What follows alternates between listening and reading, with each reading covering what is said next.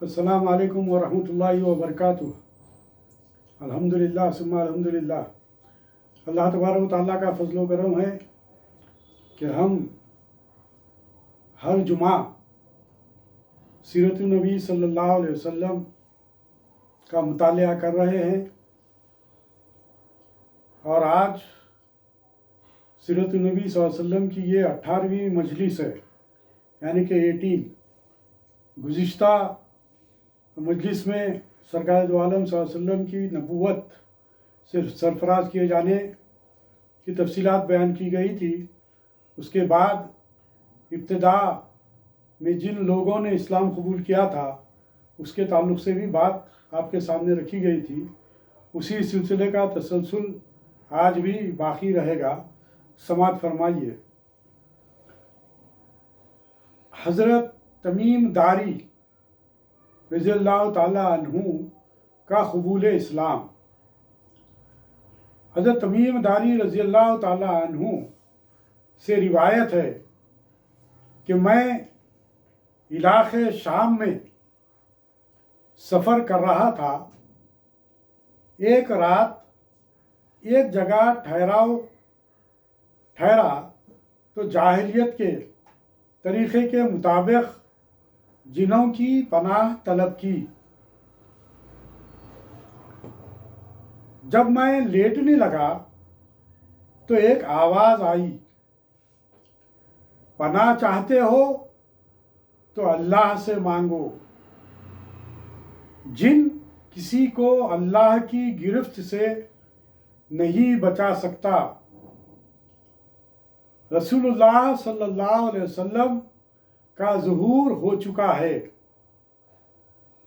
ہم نے مقام ہجون میں ان کے پیچھے نماز ادا کی ہے۔ اب جنوں اور شیطان کا مکر و فریب کا جال ٹوٹ گیا۔ اب ان پر شہاب ثاقب کی مار پڑتی ہے۔ تم بھی فوراً اللہ کے رسول صلی اللہ علیہ وسلم کی خدمت میں حاضر ہو کر اسلام قبول کر لو۔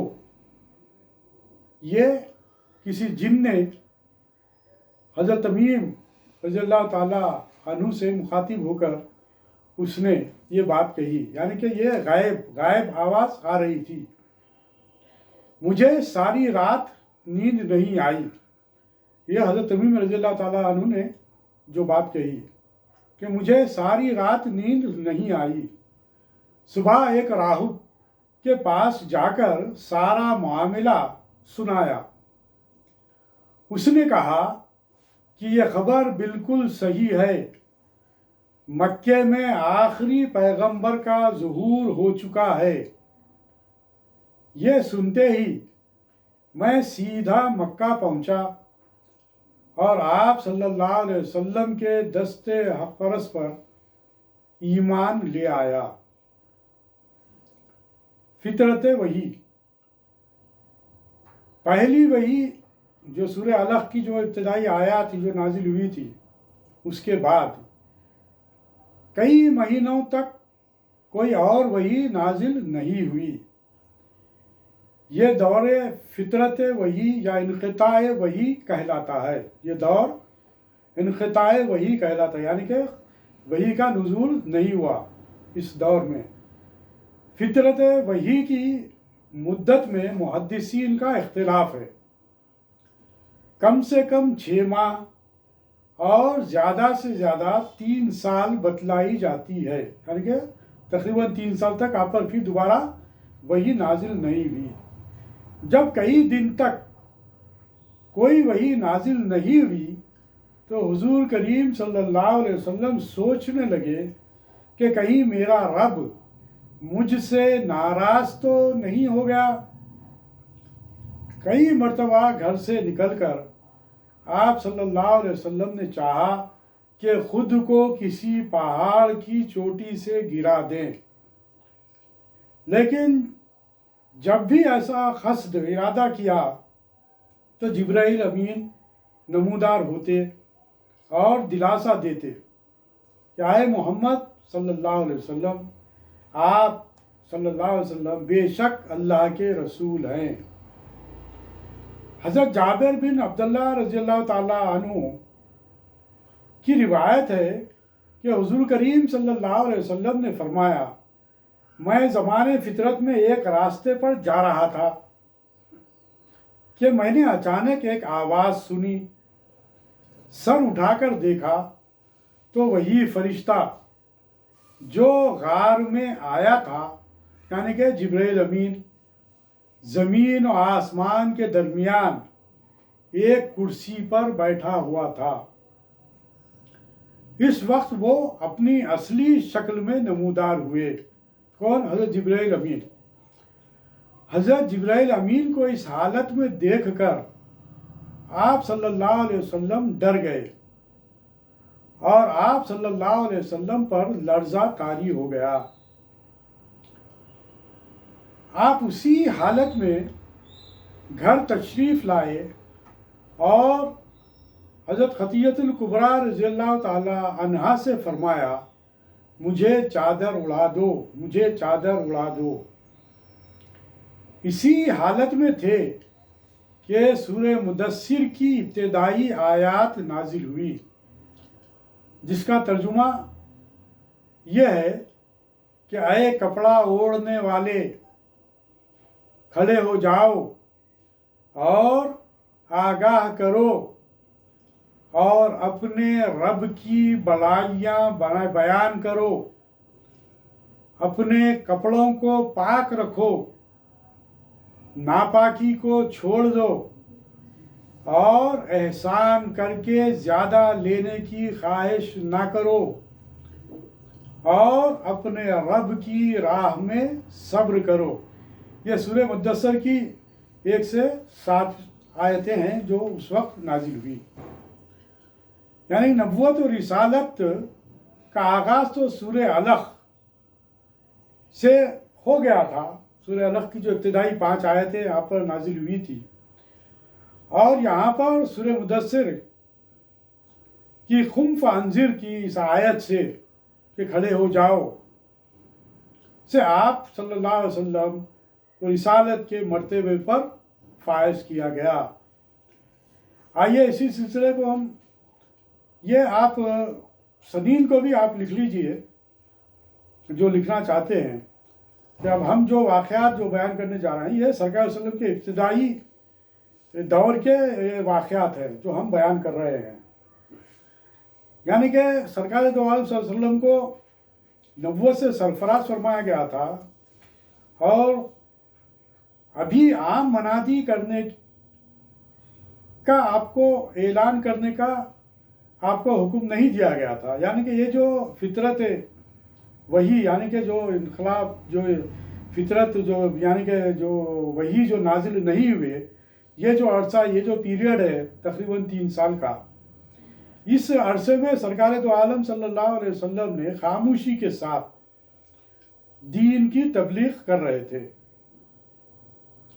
پہلی وحی کے نزول کے بعد اگرچہ کہ دعوت و تبلیغ کا اعلانیہ حکم نہیں آیا تھا، پھر بھی آپ صلی اللہ علیہ وسلم لوگوں کو چھپ کے سمجھاتے رہے کہ اللہ ایک ہے، اس کے سوا کوئی معبود نہیں اور اسی کی عبادت کرنی چاہیے، بت پرستی سے منع کرتے۔ مختصر یہ کہ یہ تعلیم ایمان مفصل پر مبنی تھی، یعنی ایمان لانا اللہ پر، اس کے فرشتوں پر، اس کی کتابوں پر، اس کے رسولوں پر، یوم آخرت پر، اور اس بات پر بھی کہ خیر و شر ہر چیز کی تقدیر اللہ کے ہاتھ میں ہے۔ ابتدا میں ایمان لانے والوں کو مومن یا مسلم کے بجائے مصدق کہتے تھے، یعنی وہ جو رسول کریم صلی اللہ علیہ وسلم کی دعوت کی تصدیق کرتے تھے، یعنی کہ تصدیق کرنے والے۔ دعوت کیا تھی؟ ابتدا میں جو باتیں جو ابھی جو آپ کے سامنے رکھی گئی، وہ یہاں پر باتیں پیش کی جا رہی ہے کہ ایک تو یہ کہ توحید، یعنی کہ اللہ تعالیٰ اپنی ذات و صفات میں یکتا ہے، اس کا کوئی شریک نہیں۔ محمد صلی اللہ علیہ وسلم اللہ کے رسول ہیں، یعنی کہ رسول صلی اللہ علیہ وسلم کی رسالت کی گواہی دینا۔ اور جو لوگ محمد صلی اللہ علیہ وسلم کی دعوت پر ایمان لائیں وہ دوسروں کو شرک کی تاریکی سے نکالیں، یعنی کہ تبلیغ دین کا کام کریں۔ حضرت صلی اللہ علیہ وسلم نے جب فرض نبوت ادا کرنا چاہا تو سخت مشکلیں پیش نظر تھی۔ اگر آپ کا فرض اسی قدر ہوتا کہ حضرت عیسیٰ علیہ السلام کی طرح صرف تبلیغ دعوت پر اکتفا فرمائیں تو حضرت موسیٰ یا پھر حضرت موسیٰ علیہ السلام کی طرح اپنی قوم کو لے کر مصر سے نکل جائیں تو یہ مشکل نہ تھی، لیکن خاتم النبیین صلی اللہ علیہ وسلم کا کام خود سلامت رہ کر عرب اور نہ صرف عرب بلکہ تمام عالم کو فروغ اسلام سے منور کر دینا تھا۔ اس لیے نہایت تدبیر اور فراست سے کام لینا پڑا۔ سب سے پہلا مرحلہ یہ تھا کہ یہ پرخطر راز پہلے کس کے سامنے پیش کیا جائے۔ اس کے لیے صرف وہ لوگ انتخاب کیے جا سکتے تھے جو فیض یاب صحبت رہ چکے ہیں، یعنی کہ سرکار دو عالم صلی اللہ علیہ وسلم کے بالکل قریب رہے ہیں۔ ایسے لوگوں کے سامنے یہ بات رکھی جا سکتی تھی اور سرکار دو عالم صلی اللہ علیہ وسلم رکھ رہے تھے۔ جیسا کہ اس سے پہلے بھی یہ بات رکھی گئی کہ جب آپ نے اس بات کا اعلان کیا، یعنی کہ اپنے قریبی رشتہ داروں کو اس بات کی طرف توجہ دلائی اور دعوت دی، تو آپ صلی اللہ علیہ وسلم کے تمام عادات و اطوار سے پوری طریقے سے، آپ کے اخلاق حسنہ سے ہر طریقے سے واقف تھے، آپ کے ساتھ اٹھنا بیٹھنا ان کا رہا ہے، وہ تمام لوگوں نے اسلام قبول کیا۔ جیسا کہ اس سے پہلے بھی بات رکھی گئی کہ سب سے پہلے تو آپ جب یہ بات رکھی تو سب سے پہلے جو ایمان لانے والے خاتون ہیں، وہ خاتون کون ہیں؟ ام المومنین حضرت خدیجہ الکبریٰ رضی اللہ تعالیٰ عنہ۔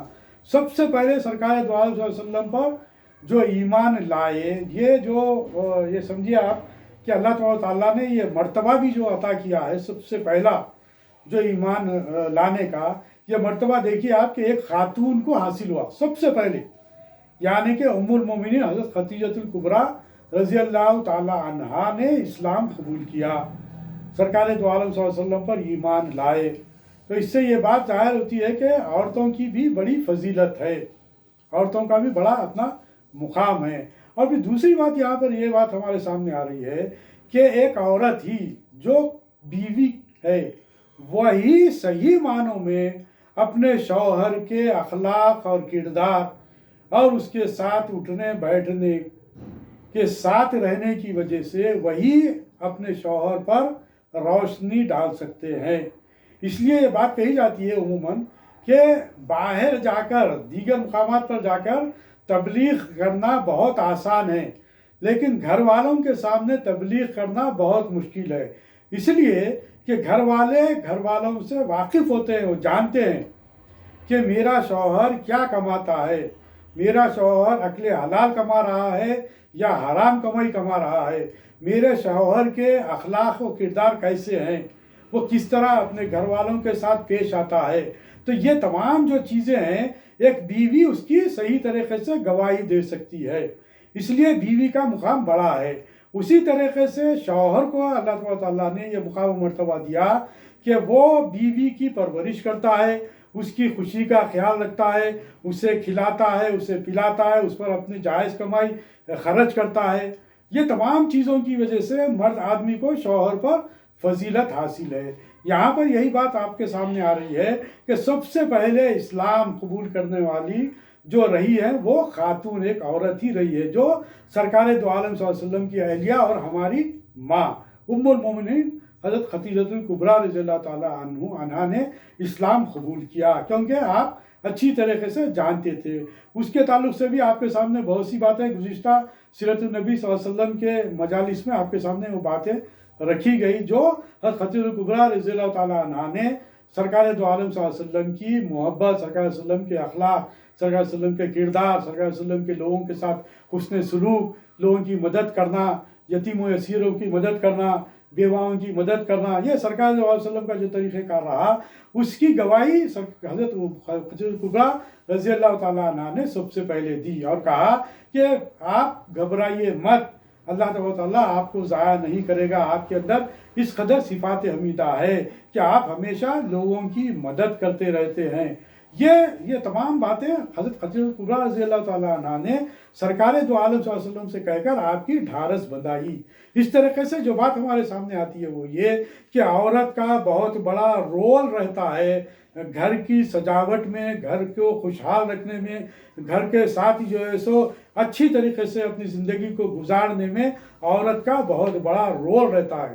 خوشگوار زندگی میں اگر کوئی رول ادا کر سکتے ہیں تو وہ عورت ہی ہوتی ہے۔ اسی لیے عورت کا بڑا مقام اس لیے بھی اللہ تعالیٰ نے انہیں دیا، وہ یہ کہ وہ اپنے بچوں کی اچھی طریقے سے تعلیم و تربیت کرتی ہے، وہ اپنے گھر کو سنوار کر رکھتی ہے، شوہر کے سامنے محبت سے پیش آتی ہے، شوہر کے ساتھ جو ہے سو حسن سلوک سے پیش آتی ہے، اور شوہر کی پوری طریقے سے خوشی کا خیال رکھا جاتا ہے۔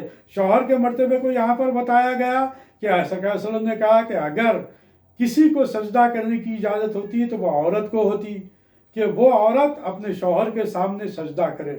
سجدہ کرنا بہت بڑی بات ہے۔ سجدہ کرنے کا مطلب یہ ہے کہ اپنے آپ کو اس کے حوالے کر دینا، اپنے آپ کو اس کے سرنڈر کر دینا، مکمل طور پر اس کے حوالے کر دینا، یہ ہے سجدہ۔ جیسا کہ ہم نماز پڑھتے ہیں تو نماز میں ہم کیا کرتے ہیں؟ سجدہ کرتے ہیں، اور سجدہ کے حالت میں کیا کہا گیا؟ صلی اللہ علیہ وسلم نے کیا کہا کہ جب ہم نماز پڑھتے ہیں تو یہ سمجھیے کہ ہم اللہ تبارک و تعالیٰ کو دیکھ رہے ہیں۔ جب ہم سجدے کی حالت میں جاتے ہیں تو کیا صلی اللہ علیہ وسلم نے کیا کہا کہ یہ تصور کیجئے کہ اس بات پر یقین رکھیے کہ ہم اللہ تبارک و تعالیٰ کو دیکھ رہے ہیں، اور اگر اللہ کو نہیں دیکھ رہے ہیں تو کم از کم اتنا یقین رکھیے کہ اللہ آپ کو دیکھ رہا ہے۔ یعنی کہ سجدہ وہ چیز ہے جو اپنے آپ کو مکمل طور پر اس کے حوالے کر دینا۔ یہاں پر اب ہماری کوئی مرضی نہیں رہے گی، مرضی وہی رہے گی جو رب کی مرضی رہے گی۔ تو یہ باتیں جو ہم کو، جو تعلیمات ہم کو حاصل ہوتی ہے، جس کی وجہ سے گھر ہمارا خوشگوار ماحول میں زندگی ہم گزارتے ہیں۔ جب گھر خوشگوار رہے گا تو معاشرہ خوشگوار رہے گا۔ تو معاشرے کی بنیاد جو ہے وہ گھر سے شروع ہوتی ہے۔ گھر خوشگوار رہے گا، جہاں پر میاں بیوی اور ماں باپ اور اولاد آل و اولاد جس گھر کے نیک سیرت رہیں گے تو یہ سمجھیے کہ وہ گھر جنت نشان ہے۔ ایسے ہی گھر کو کہا گیا کہ یہ جنت نشان ہمارا گھر ہے۔ تو بہرحال یہاں پر جو بات ہمارے سامنے آئی وہ یہ کہ سب سے پہلے اسلام قبول کرنے والے حضرت خدیجہ کبریٰ رضی اللہ تعالیٰ عنہ، اس کے بعد آپ کے امزاد بھائی، یعنی کہ ہم بولتے ہیں چچا کو، امزاد بھائی یعنی کہ چچیرے بھائی، کون آپ پر جو اسلام قبول کرے سب سے پہلے؟ وہ حضرت علی رضی اللہ تعالیٰ عنہ، جو سرکار دو علیہ وسلم کے چچا، حضرت ابو طالب کے فرزند، کون؟ حضرت علی رضی اللہ تعالیٰ عنہ، جو حضرت علی رضی اللہ تعالیٰ عنہ بھی ایک معنوں میں اگر دیکھا جائے تو وہ سرکار دو عالم صلی اللہ علیہ وسلم کے پروردہ تھے۔ سرکار دو عالم صلی اللہ علیہ وسلم نے ان کی پرورش کی تھی، جس کی وجہ سے حضرت علی رضی اللہ تعالیٰ عنہ کا مقام آتا ہے کہ سب سے پہلے آپ نے اسلام قبول کیا۔ اس وقت مختلف روایات ہے کہ آپ کی عمر 8 سال تھی یا 9 سال تھی، بہرحال آپ بچے تھے ابھی، لیکن آپ نے اسلام قبول کیا۔ اس کے بعد جو تیسرے جو اسلام قبول کرنے والے ہیں وہ سرکار دو عالم صلی اللہ علیہ وسلم کے پاس پرورش پانے والے آپ کے جو غلام تھے، حضرت زید بن حارث رضی اللہ تعالیٰ عنہ، جو آپ کے غلام تھے۔ یعنی کہ سرکار دو عالم صلی اللہ علیہ وسلم غلاموں کے ساتھ بھی اس قدر حسن سلوک کرتے تھے کہ آپ اپنے ماں باپ کے پاس جا کر رہنا پسند نہیں کیے، بلکہ سرکار دو عالم صلی اللہ علیہ وسلم کی غلامی میں رہنا پسند کیے۔ وہ زید بن حارث رضی اللہ تعالیٰ عنہ نے سب سے پہلے اسلام قبول کیے، یعنی کہ گھر والے یہ پورے۔ اس کے بعد جو آپ کے جو اسلام قبول کیے وہ حضرت ابوبکر صدیق رضی اللہ تعالیٰ عنہ، جو آپ کے بالکل قریبی دوست تھے۔ حضرت ابوبکر صدیق رضی اللہ عنہ جو آپ سے پوری طریقے سے واقف تھے، آپ نے اسلام قبول کیا۔ یہ تمام باتیں گزشتہ بیان میں بھی آ چکی ہیں، لیکن میں اس کو پھر اس لیے دوہرا رہا ہوں تاکہ ہمارے ذہن میں بات بار بار کہنے سے یہ بات ذہن نشین ہو جائے، اس لیے آپ کے سامنے میں یہ باتیں رکھ رہا ہوں۔ اس 3 سالہ دور میں اور پھر اس کے علاوہ دوسرے لوگ بھی اسلام قبول کیے، جیسا کہ ان کے علاوہ جو ہمارے سامنے جو اسلام قبول کرنے والوں میں جو ہمارے جو نام آتے ہیں ان 3 سالہ عرصے میں، یہ خفیہ جو سرکار صلی اللہ علیہ وسلم نے 3 سالہ دور میں جو تبلیغ کیے، اس میں جو اسلام قبول کرنے والوں میں جو آتے ہیں وہ حضرت ابوبکر صدیق رضی اللہ تعالیٰ عنہ کے آزاد کردہ غلام حضرت بلال بن رباح رضی اللہ تعالیٰ عنہ، حضرت خباب بن عرط رضی اللہ تعالیٰ عنہ، حضرت یاسر بن عامر رضی اللہ تعالیٰ عنہ، حضرت عمار بن یاسر رضی اللہ تعالیٰ عنہ، حضرت صہیب بن سنان رضی اللہ تعالیٰ عنہ، حضرت سمیہ بنت سلم رضی اللہ تعالیٰ عنہ یہ شامل ہے۔ مکے سے باہر اسلام قبول کرنے کا شرف حضرت ابوذر غفاری رضی اللہ تعالیٰ عنہ کو حاصل ہوا۔ اور پھر یہاں پر جو اور بھی کچھ نام ہمارے سامنے آ رہے ہیں کہ ان کے علاوہ اسلام لانے میں سبقت کرنے والوں میں، یعنی کہ ابتدا میں جو اسلام قبول کرے ان میں حضرت ابوبکر صدیق رضی اللہ تعالیٰ عنہ نے جنہیں ترغیب دی دین اسلام قبول کرنے کی۔ یہ جو لوگ اسلام قبول کر لیتے تھے وہ لوگ کیا کرتے تھے، اپنے حلقہ احباب میں جو اپنے سے جاننے پہچاننے والے ہیں ان کے سامنے اسلام کی بات کو رکھتے تھے، یعنی کہ دین کی تبلیغ کیا کرتے تھے، جس کی وجہ سے جو لوگ ابتدا میں اسلام قبول کرنے والے ہیں ان میں یہ لوگوں کے نام ہمارے سامنے آتے ہیں کہ حضرت عثمان بن عفان رضی اللہ تعالیٰ عنہ، حضرت سعد بن ابی وقاص رضی اللہ تعالیٰ عنہ، حضرت زبیر بن عوام رضی اللہ تعالیٰ عنہ، حضرت ابو عبیدہ بن جراح رضی اللہ تعالیٰ عنہ، حضرت عبد الرحمن بن عوف رضی اللہ تعالیٰ عنہ، حضرت ابو سلمہ بن عبد الاسد رضی اللہ تعالیٰ عنہ، حضرت عثمان ابن مطعون رضی اللہ تعالیٰ عنہ، حضرت عبیدہ بن حارث رضی اللہ تعالیٰ عنہ بن ابو مطلب، حضرت سعید بن زید رضی اللہ تعالیٰ عنہ، حضرت خالد بن سعید رضی اللہ تعالیٰ عنہ، حضرت ارقم بن الارقم، حضرت نعیم بن عبداللہ رضی اللہ تعالیٰ عنہ، حضرت بلال حبشی رضی اللہ تعالیٰ عنہ، حضرت طلحہ بن عبید اللہ رضی اللہ تعالیٰ عنہ، حضرت عبداللہ بن مسعود رضی اللہ تعالیٰ عنہ،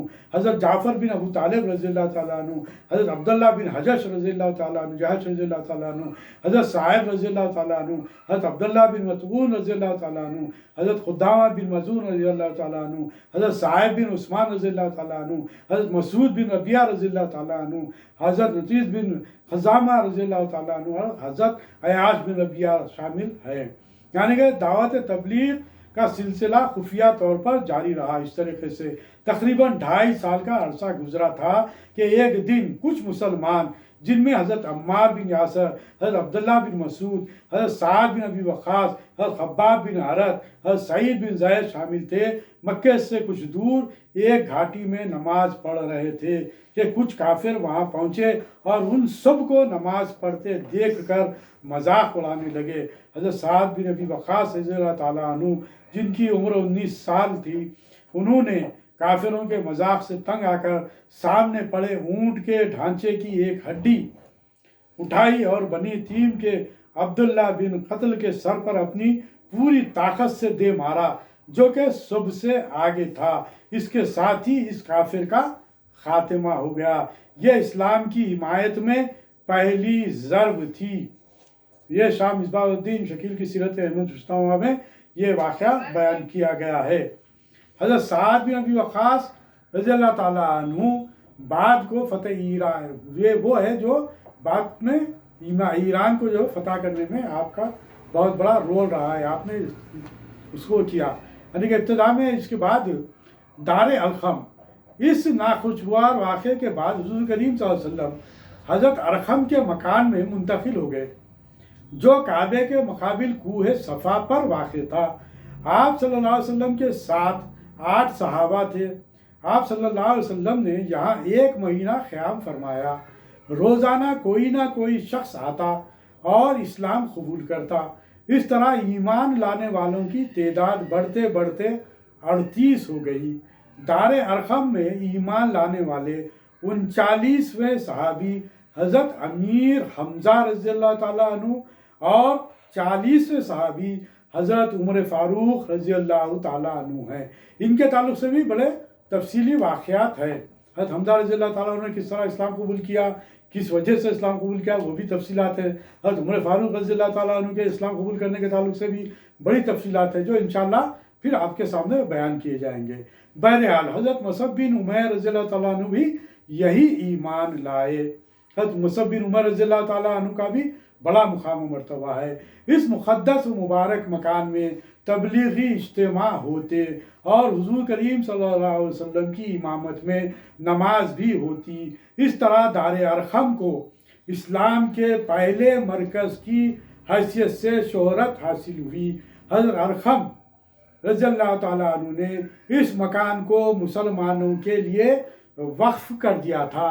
یہ تاریخ اسلام کا پہلا وقف ہے۔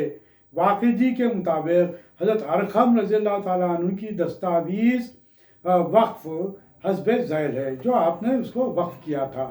بسم اللہ الرحمن الرحیم۔ یہ وہ تحریر ہے جس کا عزم ارقم نے اپنے مکان کی نسبت کیا ہے جو کوہ صفا کے کنارے پر ہے۔ وہ مقدس جگہ کے طور پر ہبہ کیا گیا، نہ تو اس کی بیع ہو اور نہ وراثت میں تقسیم ہو۔ جب کسی وجہ سے کسی بات پر کسی چیز کو وقف کر دیا جاتا ہے تو وہ اسی کے کام آتی ہے، اس کا کوئی پھر باقی کوئی وارث نہیں رہتا۔ وہ جو ہے جس وجہ سے وقف کی گئی ہے اسی کے لیے استعمال کیا جا سکتا ہے، اسی کے لیے استعمال کیا جاتا ہے۔ اور وقف کے تعلق سے یہ بات ہے۔ دار ارقم میں سب سے پہلے ایمان لانے کا شرف حضرت عاقل رضی اللہ تعالیٰ عنہ بن بکیر کا حاصل ہے، جن کا پہلا نام غافل تھا۔ حضور کریم صلی اللہ علیہ وسلم نے نقطہ بدل کر عاقل کر دیا۔ ان کے تینوں بھائی ایاس رضی اللہ تعالیٰ عنہ، خالد رضی اللہ تعالیٰ عنہ اور عامر رضی اللہ تعالیٰ عنہ بھی اسلام لائے۔ ان کے علاوہ حضرت علی بن بھی رضی اللہ تعالیٰ عنہ بھی یہی ایمان لائے جو حضور کریم صلی اللہ علیہ وسلم کے پھوپھی عروہ بنت عبد المطلب کے صاحبزادے تھے۔ اس کے علاوہ اس زمانے میں حضرت عبداللہ بن ابن مکتوم اور حشیم، ابو حذیفہ بن عتبہ، عبداللہ بن قذافہ، عبداللہ بن مخزومہ، عامر بن ابی وقاص، عامر بن ربیعہ، عمیر بن ابی وقاص، حاطب بن حارث، حاطب بن عمر، سلیط بن عمر، عامری، واقد بن عبداللہ تمیمی، خالد بن حزام رضی اللہ تعالیٰ عنہ ہم نے بھی اسلام قبول کیا، جنہیں صحابہ کرام نے اسلام قبول کیا۔ انشاءاللہ تعالیٰ اس کے بعد ہم جو 614 عیسوی کے واقعات انشاءاللہ تعالیٰ جو اس دور کا ابتدائی دور ہے وہ واقعات ہم انشاءاللہ آئندہ جمعہ بیان کریں گے۔ آپ لوگوں سے یہی گزارش ہے کہ یہ سیرت النبی صلی اللہ علیہ وسلم کی مجالس میں آپ لوگ ضرور شرکت کیجئے، جس سے ہم سرکار دو عالم صلی اللہ علیہ وسلم کے تعلق سے وہ واقعات سے ہم آگاہ ہو سکتے ہیں جس کا جاننا ہمارے لیے ضروری ہے۔ بہت سے واقعات ابھی چھوٹ رہے ہیں، وہ واقعات بیان ہوتے جائیں گے کہ اسلام کی ابتدا میں کس قدر مصائب اور مشکلات کا سامنا سرکار دو عالم صلی اللہ علیہ وسلم ہی نہیں بلکہ صحابہ کرام بھی جو اسلام قبول کرتے تھے، کس طرح ان لوگوں نے تکالیف کو برداشت کیے لیکن دین اسلام کی تعلیم پر عمل پیرا رہے، ان کی زندگی دین اسلام کے تحت گزری، جس کی وجہ سے بہت سے ان کے اوپر مصائب بھی وہ لوگ برداشت کیے لیکن دین سے ذرہ برابر بھی نہیں ہٹے۔ تو ہماری زندگی بھی اسی طرح ہونا ہے جو شریعت میں ہم کو حکم دیا گیا ہے۔ جس طرح کی شریعت میں جو تعلیمات ہے اس پر اگر ہم عمل پیرا رہیں گے تو ہماری زندگی بھی خوشگوار رہے گی اور ہماری دنیا بھی اچھی بنے گی اور آخرت بھی اچھی بنے گی۔ دنیا تو بہرحال چند روزہ ہے، کسی بھی طریقے سے گزر جائے گی، اچھے نام سے بھی گزرے گی، برے نام سے بھی گزرے گی، اچھائی سے بھی گزرے گی، برائی سے بھی گزرے گی، لیکن جو کچھ بھی ہم عمل کر رہے ہیں، جو کچھ بھی ہمارے جو معاملات ہیں وہ معاملات اگر اچھائی پر ہے تو اللہ تبارک و تعالیٰ کے پاس اس کا بہترین اجر ہم کو حاصل ہونے والا ہے، اور جہاں پر ہم سے غلطیاں سرزد ہو رہی ہے تو یہ سمجھیے کہ ہم استغفار کریں، توبہ کریں، اللہ تعالیٰ کے حضور رجوع ہو کر اس سے معافی مانگے اور اپنی زندگیوں کو کامیاب کرنے کی کوشش کریں تاکہ ہماری دنیا اور آخرت کامیاب ہو جائے۔ ربنا آتنا فی الدنیا حسنۃ وفی الآخرۃ حسنۃ وقنا عذاب النار۔ ربنا آتنا من لدنک رحمہ من لدنका रहमतों वहय्यि लना मिन अमरिना रशदा सुब्हानक अल्लाहुम्मा व बिहम्दिका अशहदु अन ला इलाहा इल्ला अंता नस्तगफिरुका व नतूबु इलैक बिफज़्लि सुब्हान रब्बिका रब्बिल इज़्ज़ति अम्मा यसिफून व सलामुन अलल मुरसलीन वल्हम्दुलिल्लाहि रब्बिल आलमीन।